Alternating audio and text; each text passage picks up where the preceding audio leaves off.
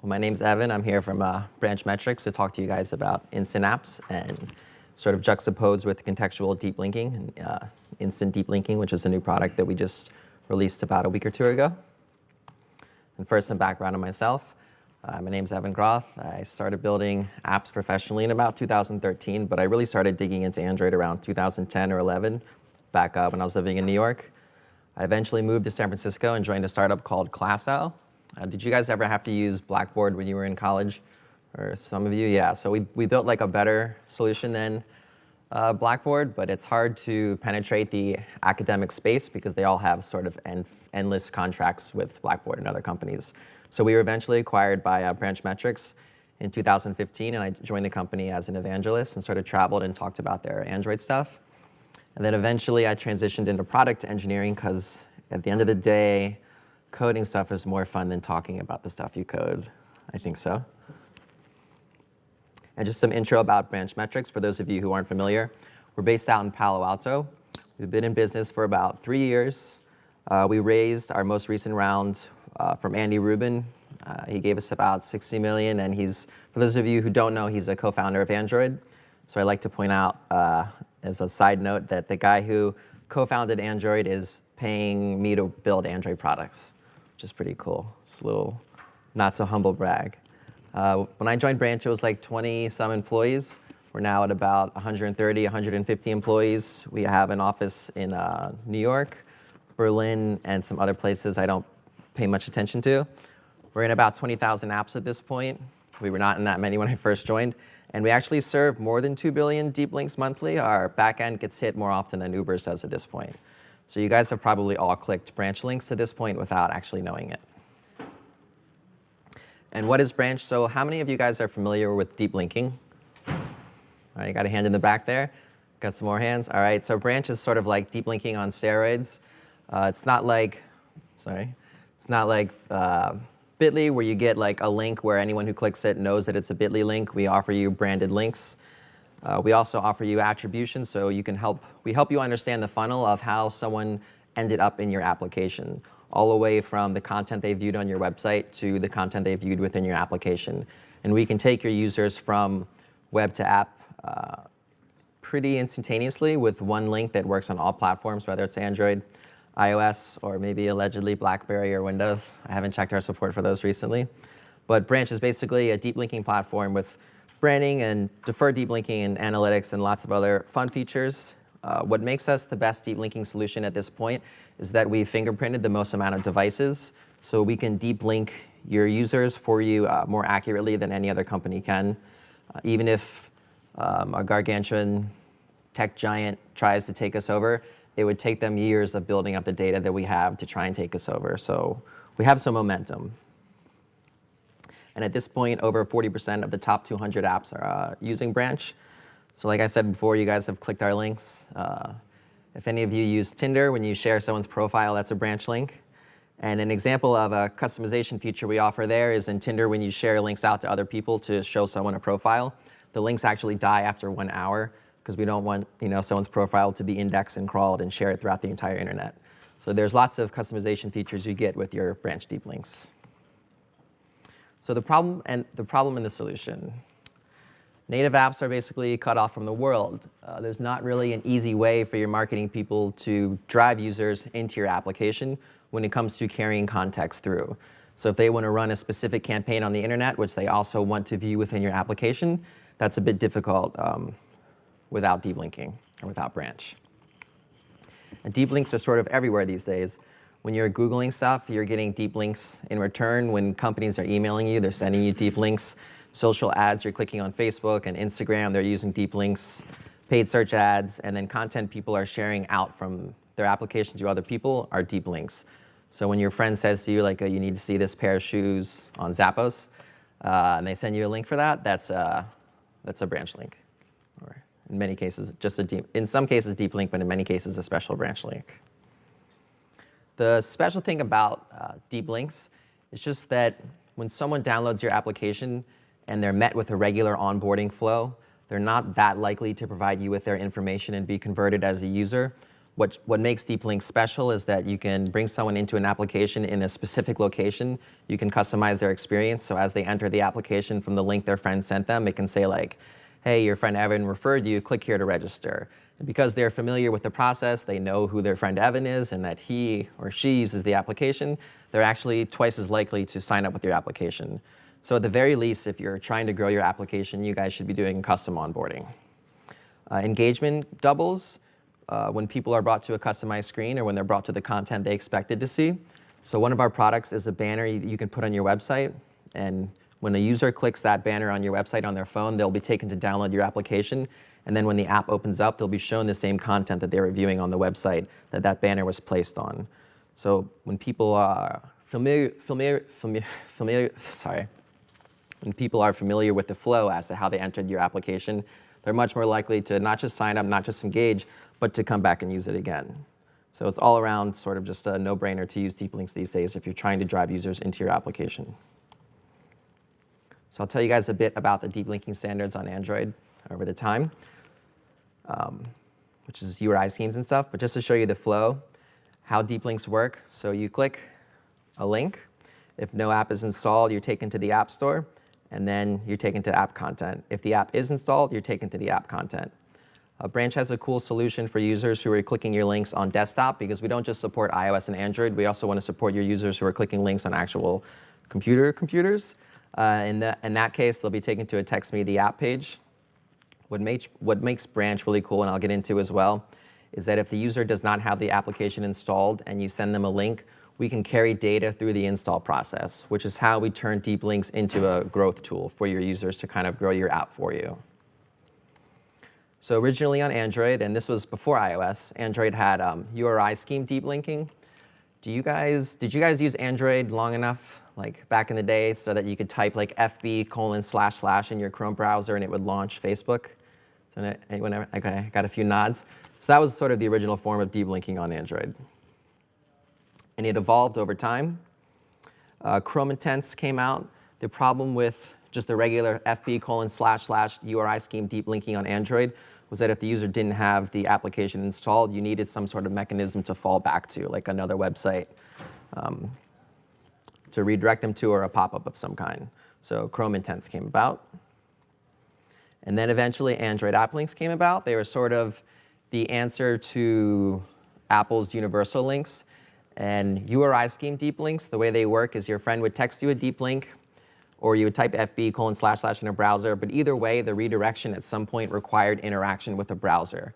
So eventually, Google came out with Android App Links, which you can click, and they actually issue an OS-level redirect. So from your SMS application, an application is launched natively on your phone. There's no Chrome pop-up, which then launches an application natively on your phone. Android App Links, like I said, they go straight to the app. They require Android 6.0 and above, which I'm sure most people in this room are on or above at this point.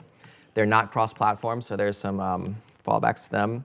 And as I said before, they mimic the functionality of Apple's universal links.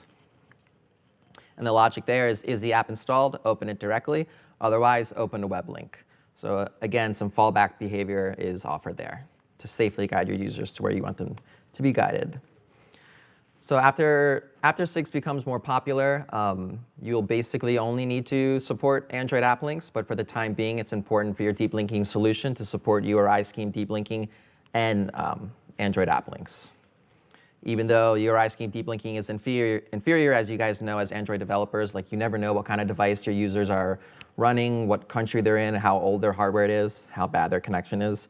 So you just have to support everything in Android, which we do for you.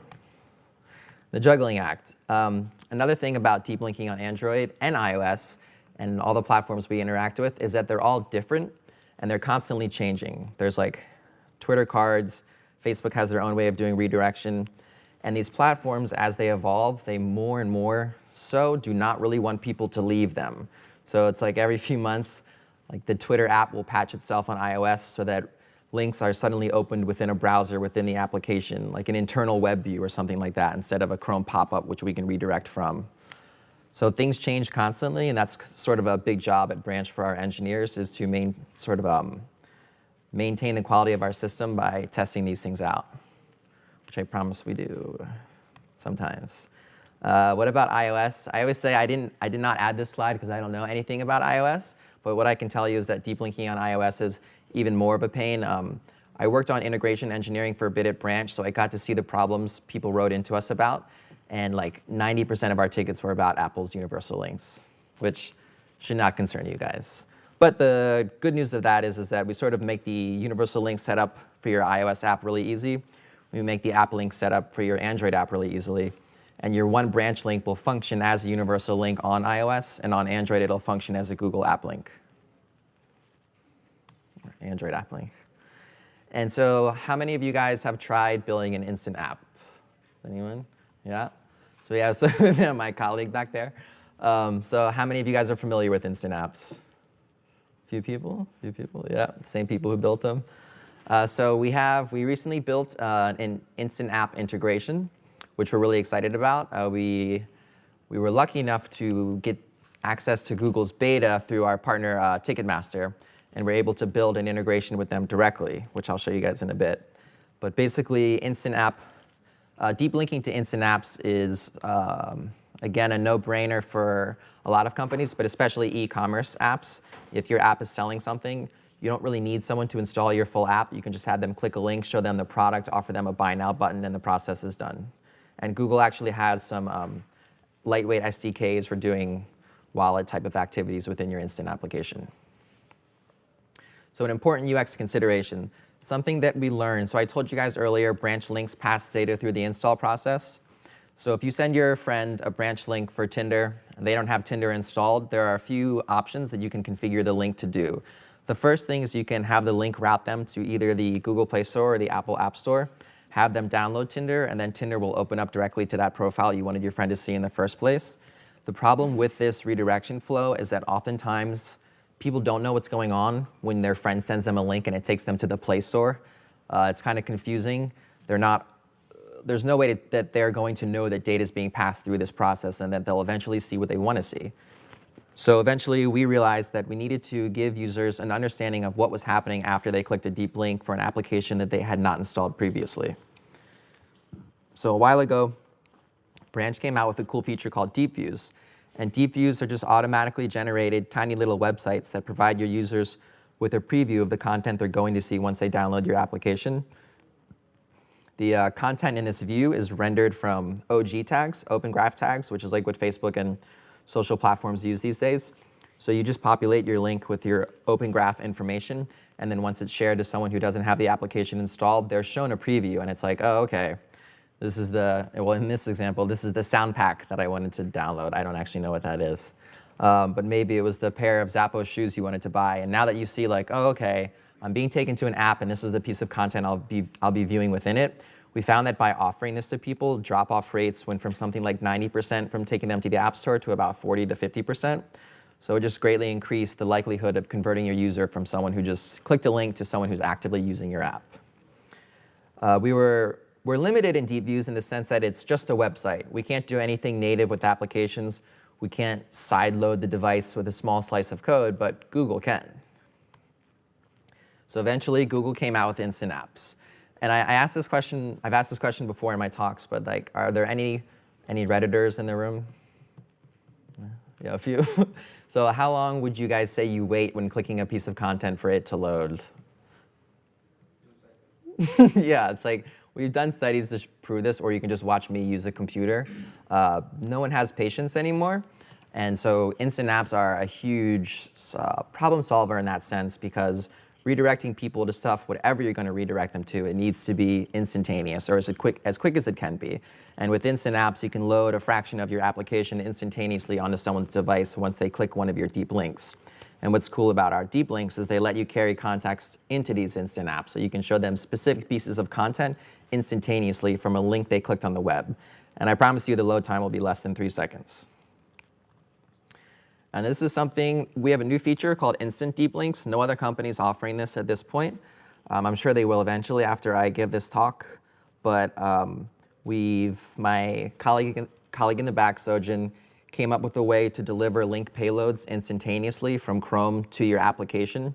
So it's deferred deep links. The case where the person does not have your application installed, this does not apply.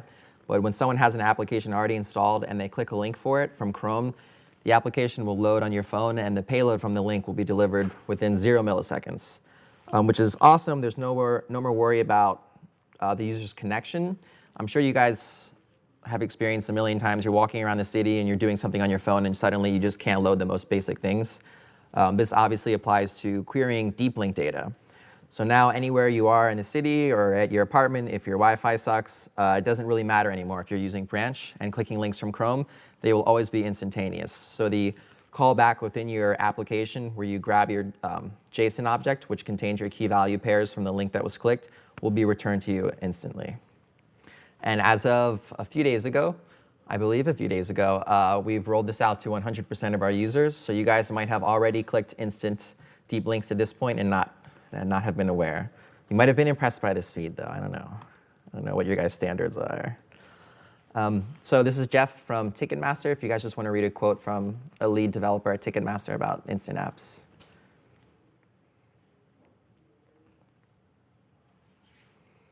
Ticketmaster has found a lot of success in building instant apps because they're an e-commerce platform. They're trying to sell things quickly. You know, they want you in and out. The experience does not need to be drawn out, elongated.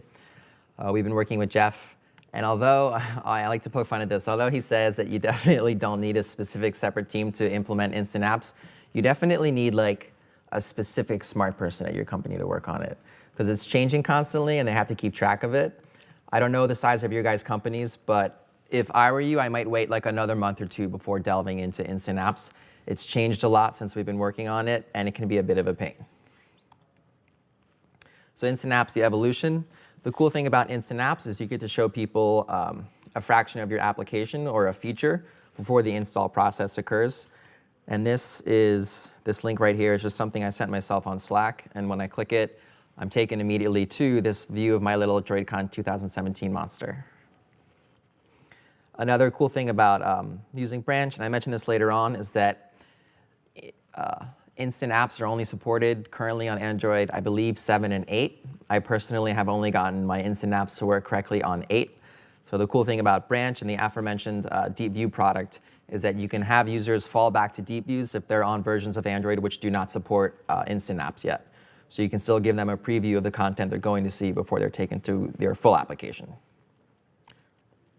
Benefits of instant apps, as I mentioned, there's reduced friction. You know, the biggest problem that any of us have with growing our applications is friction. You just kind of want to get people in the, well, I guess retention's a pretty big one too, but you really want to get people in the door. You don't want to have them, you know, tell you all about themselves and fill out form after form after form. You just want to get them in the application, and with instant apps, you can do that pretty immediately. Another cool thing, and I think it's every engineer's dream, is just that you get automatic native functionality. Within the experience, you're no longer using an automatically generated website. You can run native code, and I'll show you guys permissions at the end of this talk to give you an idea of what kind of native code you can run. But there's a whole lot of stuff that you can do with instant apps. They're useful, in my opinion, in the sense that you can boost select content. So you can, if you want to, route all of your users to the same piece of content in your instant app before going to your full app if you don't want to do contextual deep linking. This gives you an opportunity to sort of promote specific content. You could also just promote content within the application based on what you already know about the user. But it gives you a powerful interstitial with native functionality to boost whatever you want to boost. And I like to say that we help you subvert the rightfully paranoid Android owner. I don't know how many of you guys install things and then the next day you're like, why the hell is my phone dying constantly? So you just uninstall whatever you installed the day before. I personally hate installing things as an app developer. And I say it's because I know what apps are capable of. But with instant apps, you can kind of get more people to load your code onto their device and get more people involved, people who might not have necessarily installed the entire application. So instant apps with Branch. The instant app and Branch integration allows you to actually pass context from initial link click to the instant application, to the Play Store, to the full application. So it's a flow where you can carry context through the entire way. And because you can carry context through the entire way between all of those phases, you can also track conversions for the entire picture. We give you an understanding of, again, going all the way from link click to full application and sort of what context drove that person there. And you can also fall back to deep views if the OS doesn't support it. and you can sort of understand and begin to capitalize on what brings users into your application. A cool thing about Branch is that we're not just offering you these deep linking mechanisms, we're also giving you a dashboard that gives you a breakdown of how your links are doing. So we can show you that like the advertisement that you created on Facebook and put a deep link behind, well, that campaign drove you like 300 installs and 200 of them were Android, and this was the content they saw, and this is the funnel, the breakdown of how users got into the application. So we really help you measure exactly in a pretty granular manner how your application is growing, more so than the Play Store. I haven't checked recently what information it gives you, but the last app I published, it would tell me like by country which devices installed my app that day, which didn't really help me understand how the hell my application was growing. So we help you understand how your Instant app is growing as well. So how does it work? Technology-wise, we use probabilistic matching for the Instant app. So when someone clicks a link, we gather metrics about their device, screen density, operating system, IP address, things like that. And as I said before, we have so much data. We have so much data on the links you guys have clicked that our probabilistic matching is really high. We can really determine exactly who you are when you click a Branch link, even if it's been a while since you clicked one or it's an application you've never used before. And then we take the context and we have a function in our SDK. I think it's mentioned here. I'll mention it next. So eventually, data gets passed through to the full application, and then the Play Store uses the install listener and broadcasts that information to your application, and then our code parses it out. Has anyone here by any chance used the install listener before on Android? All right, yeah, one back there. It's a little questionable. Sometimes it can take a while. Yeah, you guys have experienced that. It can take a few thousand milliseconds. Sometimes it can take a few hundred. Sometimes it won't pass data at all, but it's pretty reliable. There's a function in our SDK called showInstallPrompt, which calls Google showInstallPrompt and passes through the link data from the Instant app to the full application. So we're actually passing the link payload through to the Google Play Store, which then, once your application is installed, broadcasts it to your application. So while this all sounds a bit hackish, everything in mobile is hackish. I have no defense. And to give you guys an idea of the flow, deep linking from link click to full application. First, that link I clicked from Slack would show this screen. I'd be offered to open the application, open the actual application or view it on web. I select open application. It shows me my Monster and droidCon. I select install full app. I'm taken to the Play Store. I install the full application, and then I'm shown the same piece of content. So again, your user, things like this, I don't even know if your user is going to notice because people just assume that everything about computers is magic these days. But this is kind of magical. I mean, you get to show them the same information throughout the entire onboarding flow. They're never perplexed or confused. It's very simple. They get what's going on, and therefore they're literally twice as likely to actually come back and use your application again.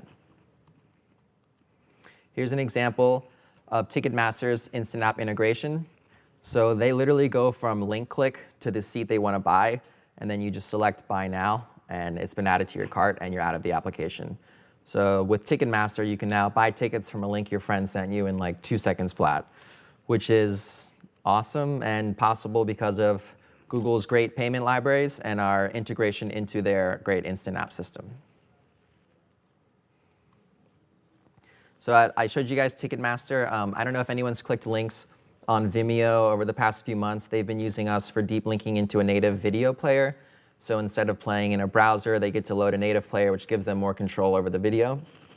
We have an application in our Branch Metrics GitHub repo called Branch Monster Factory, which is an Instant App, and you can begin to see how we pass data from Instant App to full app.